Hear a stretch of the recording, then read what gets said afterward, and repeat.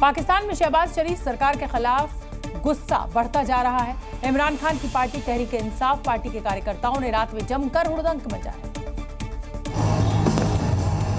जहां एक ओर पाकिस्तान जश्न आजादी की तैयारी कर रहा था, तो वहीं दूसरी ओर इस्लामाबाद की सड़कों पर आधी रात को इमरान खान की पार्टी पीटीआई के कार्यकर्ता भारी तादाद में जमा हो गए और माल रोड पर इमरान खान का बड़ा सा पोस्टर लगाकर जश्न मनाने लगे। इस प्रदर्शन में बच्चे, बूढ़े और जवान, हर उम्र के लोग शामिल रहे। इनके हाथों में पाकिस्तान के साथ साथ तहरीक इंसाफ पार्टी के झंडे भी थे। तो वहीं दूसरी ओर नवाज शरीफ, प्रधानमंत्री शहबाज शरीफ और पाकिस्तान सरकार के मंत्रियों और नेताओं के पोस्टर पर पीटीआई कार्यकर्ताओं ने जूते फेंक कर विरोध जताया। इस प्रदर्शन में इमरान खान की पार्टी के कार्यकर्ताओं ने नारेबाजी की और शहबाज सरकार के खिलाफ आवाज उठाई। प्रदर्शनकारियों ने पटाखे भी छुड़ाए, जिससे इस्लामाबाद का आसमान लाल रंग से रंगा दिखाई दिया।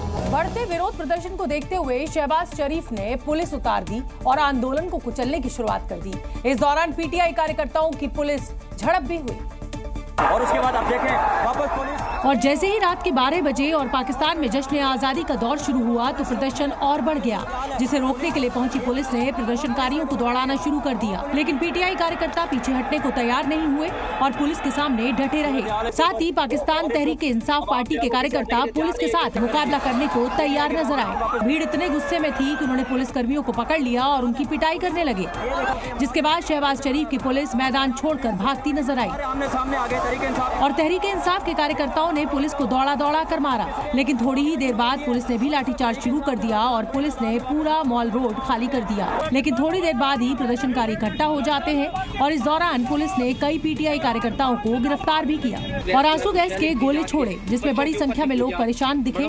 तमाम बच्चों की आंखों पर भी इसका असर हुआ।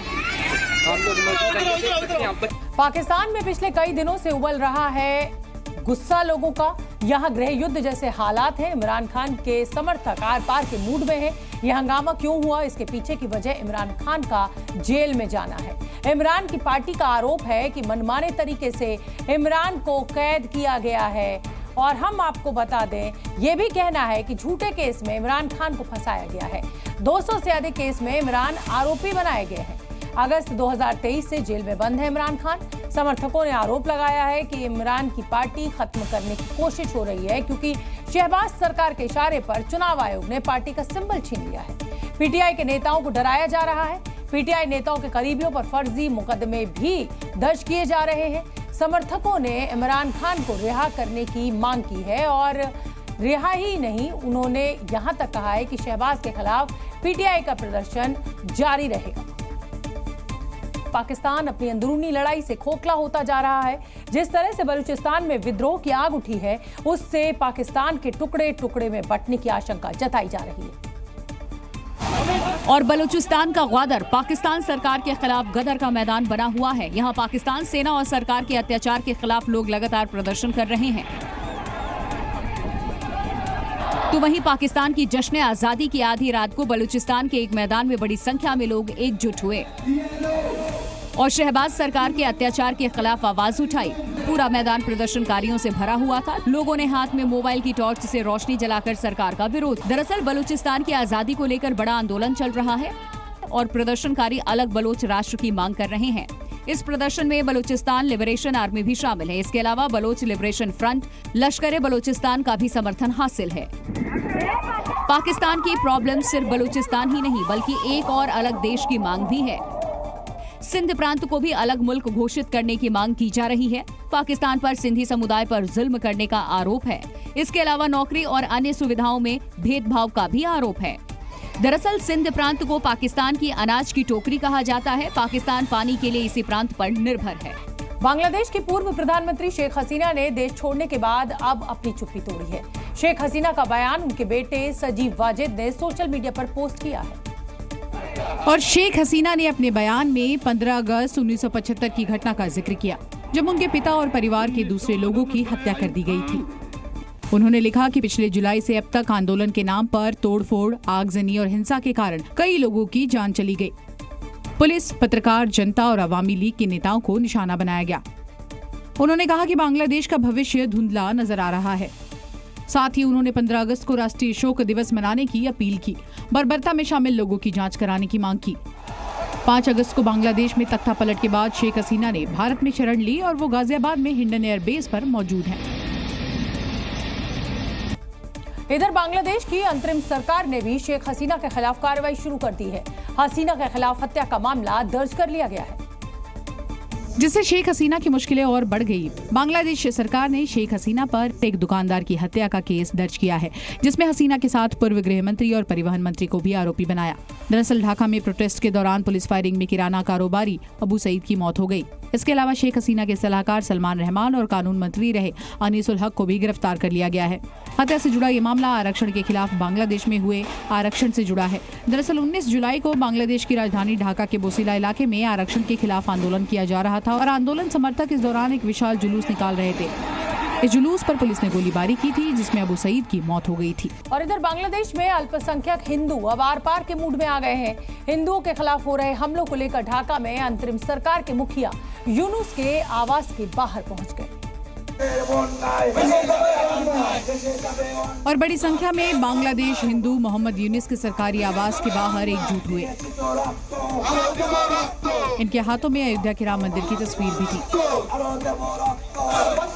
प्रदर्शनकारी नारेबाजी के साथ साथ आगे मोहम्मद यूनुस के आवास की तरफ बढ़ते जा रहे थे। उनके सामने बांग्लादेश की सेना कतार में हथियारों के साथ खड़ी थी। प्रदर्शनकारी बिल्कुल उनके सामने पहुंचकर नारेबाजी करने लगे। वहीं दूसरी ओर युवाओं का एक और काफिला नारेबाजी करते हुए पहुंचता है। प्रदर्शनकारियों के हाथों में हमले में मारे गए हिंदू युवाओं की तस्वीरें थीं।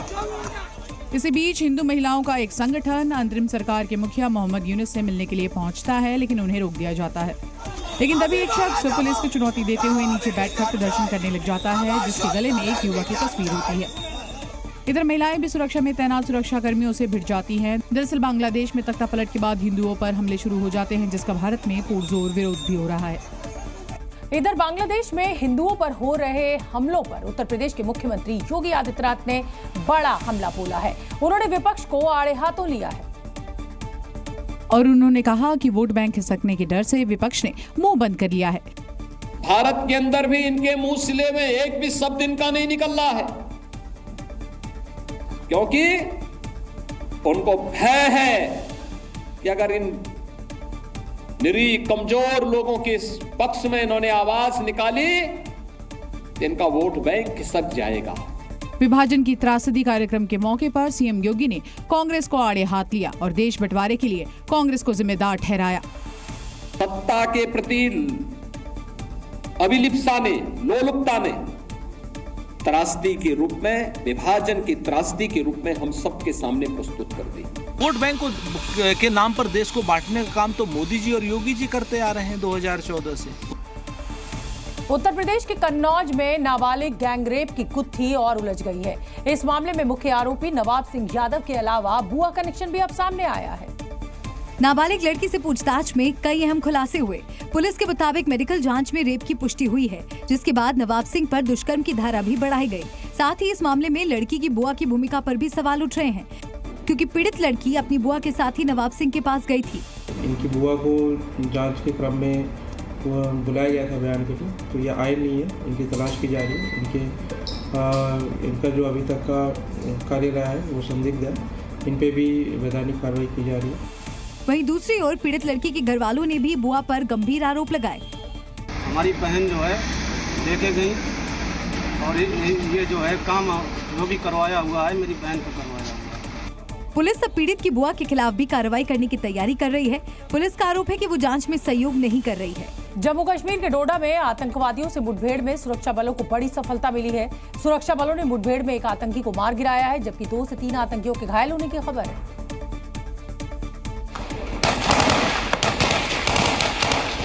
सुरक्षा बलों और आतंकियों के बीच ये मुठभेड़ डोडा जिले के पटनी टॉप के जंगलों में हुई, जहां सुरक्षा बलों ने आतंकियों के छिपे होने की जानकारी मिलने के बाद पूरे इलाके को घेर लिया और फिर दोनों तरफ से फायरिंग शुरू हो गई और पूरा इलाका गोलियों की आवाज से गूंज उठा।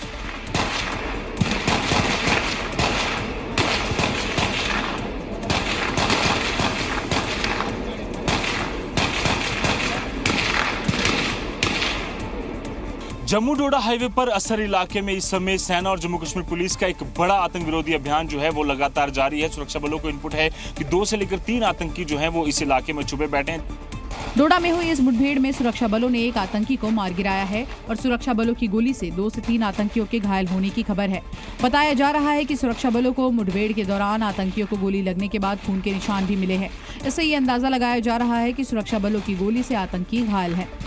मुठभेड़ के दौरान सुरक्षा बलों ने इलाके से M4 असॉल्ट राइफल समेत कई हथियार बरामद किए हैं। वहीं डोडा में मुठभेड़ के दौरान सेना का एक अफसर भी शहीद हो गया। पटनी टॉप के जंगलों से आतंकियों से लोहा लेते हुए 48 राष्ट्रीय राइफल्स के कैप्टन दीपक सिंह शहीद हो गए। फिलहाल पूरे इलाके को घेर लिया गया है और सुरक्षा बलों का ऑपरेशन जारी है। कल पूरे देश में 78वां स्वतंत्रता दिवस मनाया जाएगा, जिसे देखते हुए तैयारियां जोरों पर हैं और इस बीच यूपी में आतंकी हमले की आशंका को लेकर हाई अलर्ट है। और यूपी के डीजीपी ने इसके लिए विशेष निर्देश जारी किए हैं। सूबे के डीजीपी प्रशांत कुमार ने सभी जिलों की पुलिस को सुरक्षा के पुख्ता इंतजाम करने के निर्देश दिए। बॉर्डर वाले इलाकों में आतंकी और अन्य गतिविधियों के मद्देनजर रेल, सड़क और हवाई आगमन पर विशेष नजर रखने के निर्देश दिए। साथ ही तिरंगा यात्रा, प्रभात फेरी, झांकियों की सुरक्षा बढ़ाने को कहा गया है। कल स्वतंत्रता दिवस है और उससे पहले इंटेलिजेंस एजेंसियों का इनपुट है कि आतंकी हमले हो सकते हैं। साथ ही डीजीपी ने रेलवे, बस, मेट्रो स्टेशनों, cinema hall, multiplex, shopping mall, hotel और भीड़ भाड़ वाले इलाके और धार्मिक स्थलों पर विशेष सुरक्षा प्रबंध करने के निर्देश दिए। कोलकाता के आरजीकर मेडिकल कॉलेज में ट्रेनी महिला डॉक्टर की हत्या के बाद बवाल मचा हुआ है। इसी बीच आरजीकर मेडिकल कॉलेज के एक वीडियो को जो सामने आया है, उसके बाद अस्पताल प्रबंधन पर ही सवाल खड़े हो रहे हैं।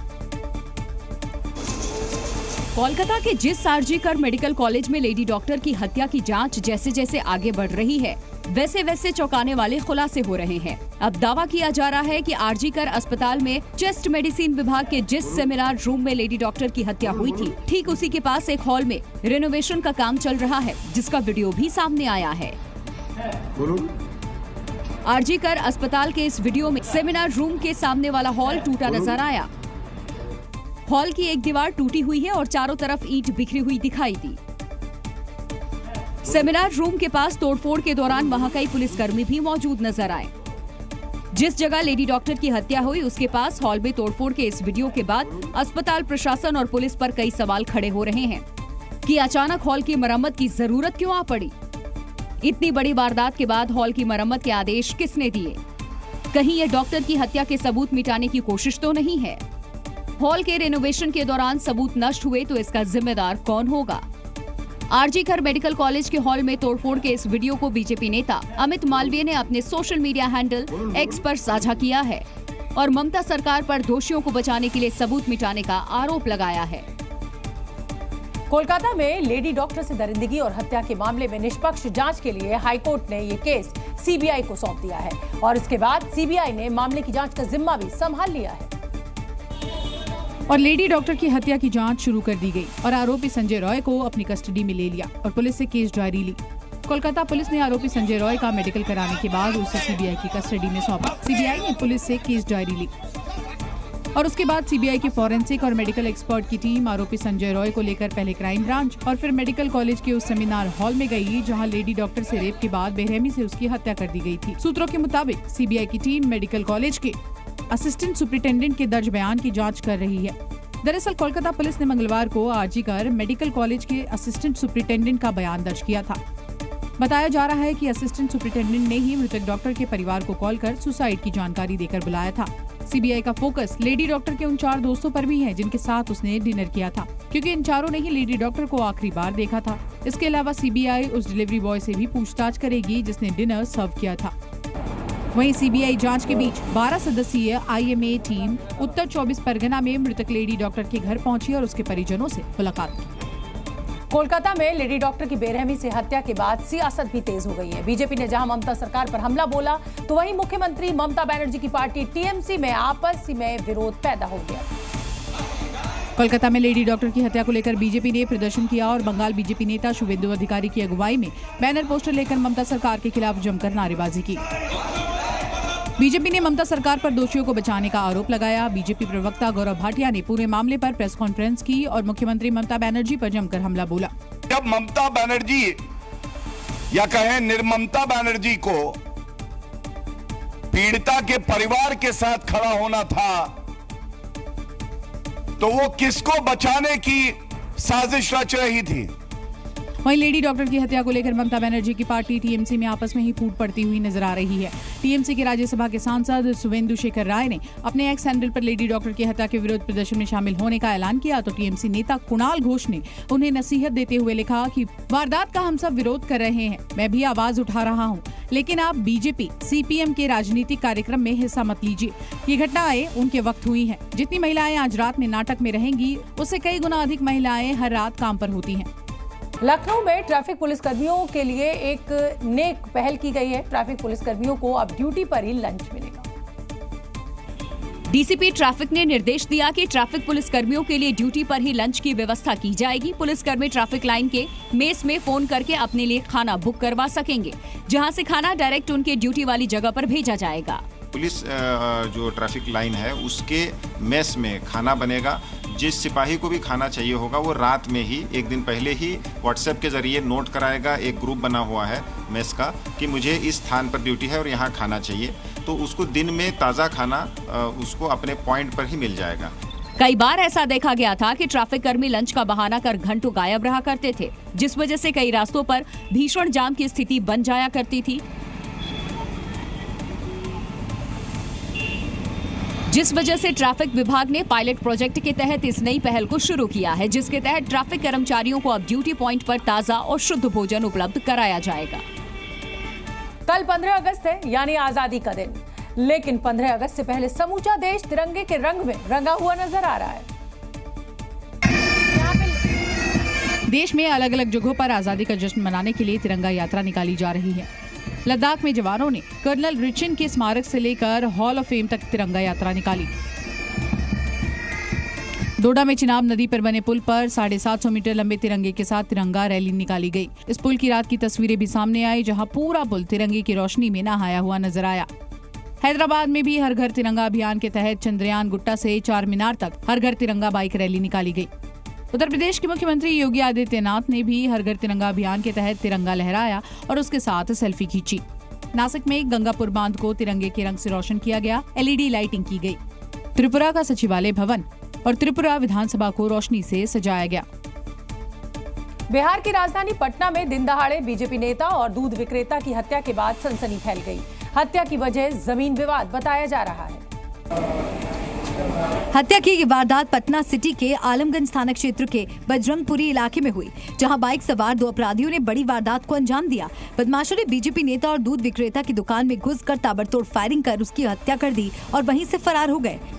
इनका अमूल पार्लर फूफाजी का मेरे उनके दुकान में घुस के कोई इनको शूट कर दिया। अच्छा, कितनी गोली लगी इसका कोई अता पता भी नहीं चल पाया है। अपने अंदाजन 2 या 3 से ज्यादा लगा है।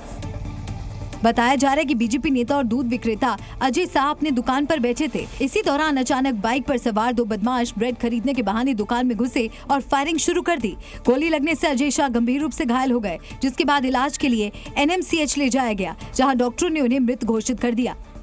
वहीं हत्या की जानकारी मिलते ही पुलिस की टीम मौके पर पहुंची और मृतक के शव का पोस्टमार्टम करवाया। पुलिस ने बीजेपी नेता और दूध विक्रेता की हत्या की वजह मृतक के बड़े भाई से चल रहा जमीन विवाद बताया है।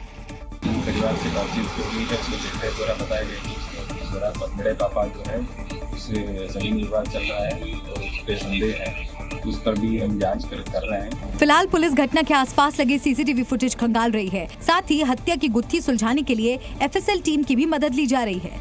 उत्तर प्रदेश के प्रयागराज में एक महिला को महिला गवाही देने पर जान से मारने की धमकी मिली है और धमकी देने का आरोप अंडरवर्ल्ड डॉन छोटा राजन के गुर्गे पर लगा है। और महिला को जान से मारने की ये धमकी माफिया डॉन छोटे राजन के गुर्गे निहाल सिंह और बच्चा पासी ने दी है। मामला प्रयागराज के धूमनगंज थाना इलाके का है, जहां कोर्ट में चल रहे एक मामले में गुड़िया नाम की महिला गवाह है।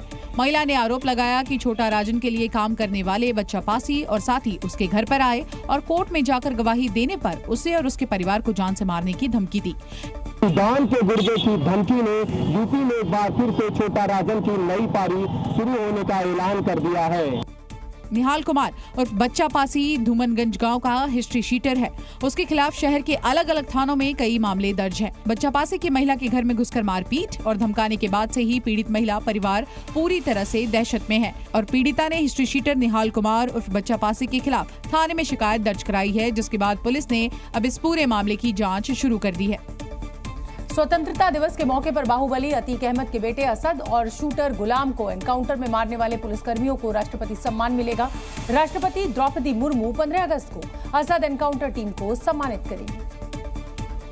अदम्य साहस और बहादुरी के लिए यूपी के जिन 17 पुलिस वालों को राष्ट्रपति वीरता पुरस्कार यानी कि गैलेंट्री अवार्ड मिलेगा, उसमें अतीक अहमद के बेटे असद और शूटर मोहम्मद गुलाम का एनकाउंटर करने वाली एसटीएफ की टीम भी शामिल है। झांसी में साल 2023 में यूपी पुलिस ने असद और शूटर मोहम्मद गुलाम को एनकाउंटर के दौरान मार गिराया था। असद और शूटर मोहम्मद गुलाम उमेशपाल हत्याकांड में दोनों ही फरार चल रहे थे।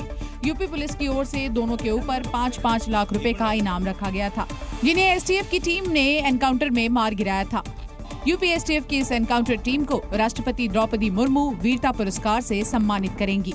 जो पुलिस कर्मियों को राष्ट्रपति सम्मान मिलेगा, उनमें इस एनकाउंटर का नेतृत्व करने वाले प्रयागराज एसटीएफ के तत्कालीन deputy SP Navendu Singh, CO Vimal Kumar Singh, CO Navendu Kumar, inspector Gyanendra Kumar Rai, inspector Anil Kumar Singh, head constable Sunil Kumar, head constable Sushil Kumar और इंस्पेक्टर उत्तर प्रदेश एसटीएफ की इस एनकाउंटर टीम को मिलाकर यूपी के 17 पुलिस वाले गैलेंट्री अवार्ड से सम्मानित होंगे। रामनगरी अयोध्या में प्रशासन की भारी लापरवाही सामने आई है। यहाँ राम मंदिर की तरफ जाने वाले मार्ग पर लाखों रुपए की स्ट्रीट लाइट्स चोरी हो गई हैं। राम मंदिर में प्राण प्रतिष्ठा के दौरान अयोध्या की सजावट के लिए भक्ति पथ और राम पथ पर स्ट्रीट लाइटें लगाई गई थीं। प्रशासन ने 19 मार्च को राम पथ और भक्ति पथ पर 6400 बैम्बू लाइट और 96 गोबो प्रोजेक्टर लाइट लगवाई थी और 9 मई को प्रशासन की जांच के दौरान पाया गया कि कुछ लाइटें चोरी हो गई हैं। चोरी की गई लाइटों में 3800 बैम्बू लाइट और 36 गोबो प्रोजेक्टर लाइट शामिल हैं। राम पथ और भक्ति पथ से चोरी हुई इन स्ट्रीट लाइटों की कीमत 50 लाख रुपए बताई जा रही है। स्ट्रीट लाइटें चोरी होने के खिलाफ राम जन्मभूमि थाने में शिकायत दर्ज कराई गई है। शिकायत के मुताबिक प्रशासन को इस चोरी की जानकारी मई के महीने में मिली थी, लेकिन पुलिस में इसकी शिकायत 9 अगस्त यानी करीब 2 महीने बाद कराई गई। जिस रामपथ और भक्ति पथ से स्ट्रीट लाइटें चोरी हुई हैं, वो अयोध्या का सबसे संवेदनशील और सुरक्षित इलाका माना जाता है, जहां सुरक्षा बलों की हमेशा तैनाती रहती है। हैरानी की बात यह है कि इतने सख्त पहरे के बावजूद भी चोर यहां से फैंसी लाइटों को चुराने में कामयाब हो गए। फिलहाल पुलिस लाइटें चोरी करने वाले लोगों की तलाश कर रही है। कई नेता अपनी साख जमाने के लिए कुछ भी करने को तैयार रहते हैं। ऐसी ही तस्वीर महाराष्ट्र के जालना से सामने आई है, जहां एक छुटभैया नेता ने बैंक पहुंचकर कर्मचारी पर थप्पड़ों की बरसात कर दी। एक नहीं, 2 नहीं, बल्कि मैनेजर को नेता ने 3 थप्पड़ मारे। वीडियो एक बैंक का बताया जा रहा है, जहां बैंक का मैनेजर और नेता अपने लोगों के साथ बैठे दिखते हैं। हालांकि बात शुरू होती और मैनेजर कुछ कह पाता, उससे पहले ही ये नेता बैंक मैनेजर को थप्पड़ जड़ना शुरू कर देता है।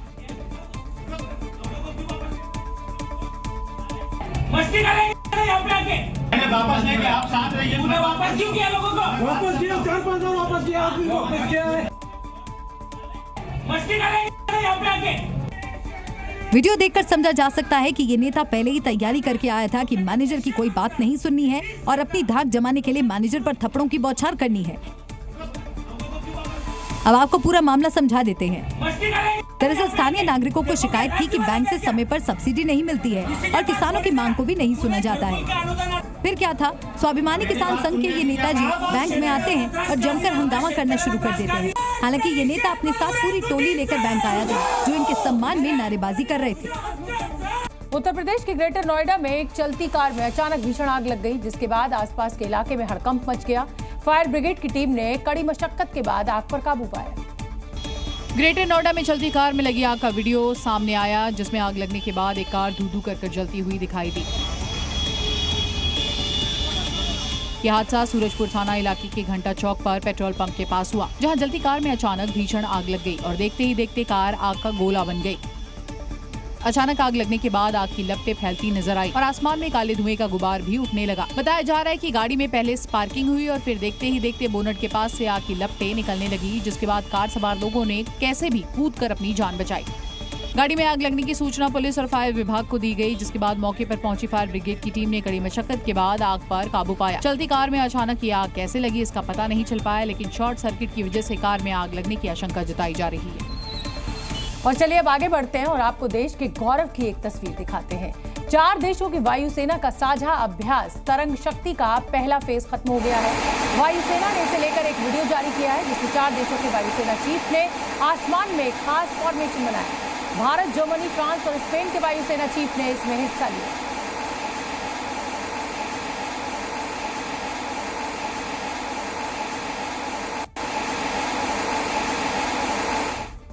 राजस्थान में इन दिनों आफत की बरसात हो रही है। हालात ऐसे हैं कि गलियों से लेकर सड़क तक सैलाब जैसा मंजर है। रास्तों पर कमर तक पानी भर गया है। और बारिश के बाद जोधपुर का जो नजारा सामने आया वो बाढ़ जैसा था। बारिश के बाद जोधपुर की गलियों में सैलाब बहता दिखा। वीडियो में आप देख सकते हैं कि जोधपुर की गली का क्या हाल है। बारिश का पानी किस तरह से उफान के साथ बह रहा है। गली में खड़ी स्कूटी, बाइक पानी में डूबी दिखी। वहीं कुछ लोग दुकानों की रैंप पर बैठकर लहरों का मजा लेते भी दिखे। लेकिन जिस उफान के साथ गली में पानी बह रहा था उसमें एक शख्स फंसा भी दिखाई दिया। वो आगे बढ़ने की कोशिश कर रहा था लेकिन पानी का उफान उसे रोक दे रहा था।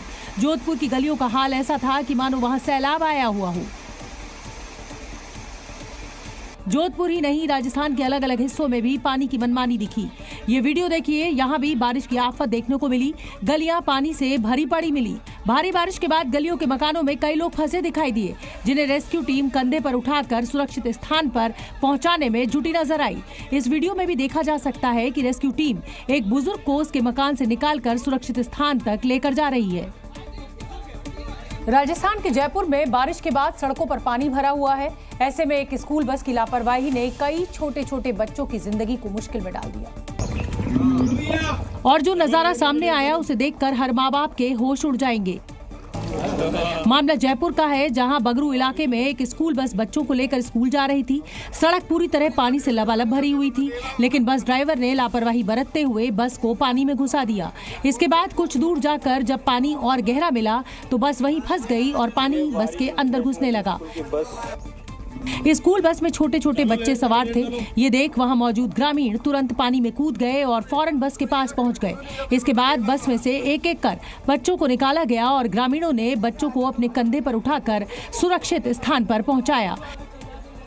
स्कूल बस ड्राइवर ने जो लापरवाही दिखाई उससे कई मासूमों की जान जोखिम में पड़ गई थी, लेकिन वहां मौजूद ग्रामीणों ने तुरंत एक्शन लेते हुए बस में सवार सभी बच्चों को निकाल लिया।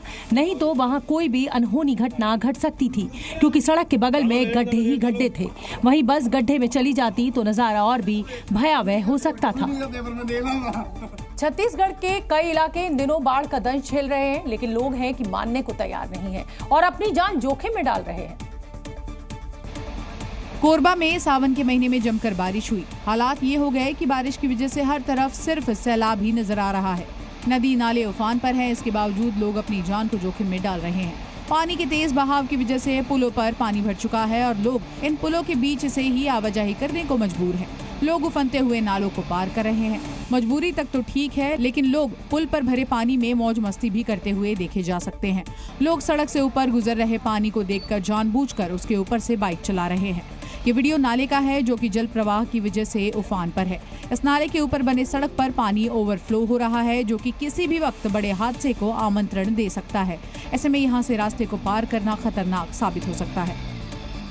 क्या हो अगर शेर का सामना एक कुत्ते से हो जाए, तो जाहिर है कि शेर जीत जाएगा। लेकिन गुजरात के अमरेली में डॉगी की हिम्मत के आगे शेर को भी पीछे हटना पड़ा। दो शेरों का सामना दो डॉगी से होता है। शेर डॉगी पर हमले की कोशिश करता है, लेकिन डॉगी पीछे नहीं हटते और शेरों के सामने डटे रहते हैं। पहले एक शेर झपट्टा मारता है, डॉगी भौंकते रहते हैं। दूसरा डॉगी भी आता है, वो भी भौंकता है। तभी दूसरा शेर आता है, वो भी हमले की कोशिश करता है। वहीं डॉगी ने भी दरवाजे के पीछे से शेरों को देखा और उन पर भौंकने लगे।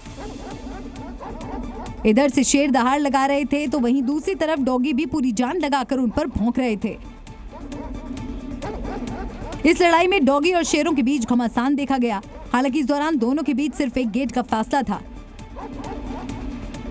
वीडियो में साफ तौर पर देखा जा सकता है कि दोनों शेर डॉगी के आक्रामक अंदाज को देखते हुए सहम जाते हैं और पीछे हट जाते हैं। दोनों के बीच का मुकाबला सीसीटीवी में कैद हो गया। दरअसल शेर शिकार की तलाश पर निकले थे और उसी वक्त उन्हें कुत्ते नजर आ गए। उसके बाद जो कुछ हुआ उसका वीडियो वायरल हो रहा है। और चलिए अब आपको दिखाते हैं रेलवे के प्रति गजब की दीवानगी। जहां एक आदमी ने अपने घर की दीवार को रेलवे के डिब्बे की तरह डिजाइन कर डाला। शख्स ने अपने घर की बाउंड्री को ट्रेन कोच का लुक दिया। जिस तरह ट्रेन की बोगी की खिड़कियां बाहर से नजर आती है, बिल्कुल वैसे ही घर की दीवार को भी रखा गया है। बाउंड्री में ट्रेन के इंजन का लुक भी दिया गया है। इस तरह का डिजाइन देखकर हर कोई दंग रह गया, क्योंकि इस तरह का अनोखा डिजाइन आमतौर पर घरों में नजर नहीं आता। ये वीडियो केरल के कोझिकोड का है, जहां शख्स ने दीवार के एक तरफ तो इंजन का डिजाइन बनाया है, वहीं पीछे रेल के डिब्बों की तरह डिजाइन तैयार किया है। जहां स्लीपर, जनरल और AC 3 बोगियों की जैसे दीवार को कलर किया गया है, जिसमें खिड़कियां भी लगाई गई हैं। ठीक वैसे ही खिड़कियां जैसे आपने आमतौर पर ट्रेनों में देखी होंगी।